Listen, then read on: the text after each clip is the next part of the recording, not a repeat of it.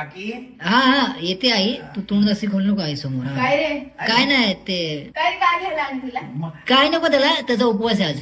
हो हा उपवास उपवास आहे आहे. माझा. आईसाठी ठेवले आई चांगली राहावी म्हणून. बायक पोरग आमच्या पोराला उपास म्हणजे काय तेच माहिती नाही. उपासाला काय खातात रे? केळं. हे चुकीचं आहे, निरंकार उपवास पकडायचा असतो. हो का? तुम्ही डोंगर उपास करतोस? हा. बाकी काय म्हणतेस?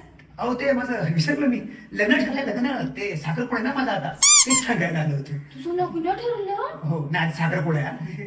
भाई आमचा पोरगा अजून केटीवर केटच सॉल्व करतोय. लग्न कधी करायचं याचा 25 वर्षाचा घोडा हा. पहिल्या वेळेसच पास झालो होतो, आई बाबाचा पैसा वाचवायचा. हा ये आई, त्याला विचार कॉलेजला गेला का कधी तू? विचार. मला जाताच नाही आलं ना, मी बाहेरून एक्झाम द्यायचो ना, काम करायचो ना काकी. तू काम पण करतो? जिओ मध्ये कामाला आहे मी. जिओ मध्ये? हो घे जिओ मध्ये कामाला आहे अरे तो. आई, तो रस्त्यावर जिओचे सिम कार्ड विकतो, एक पे एक फ्री.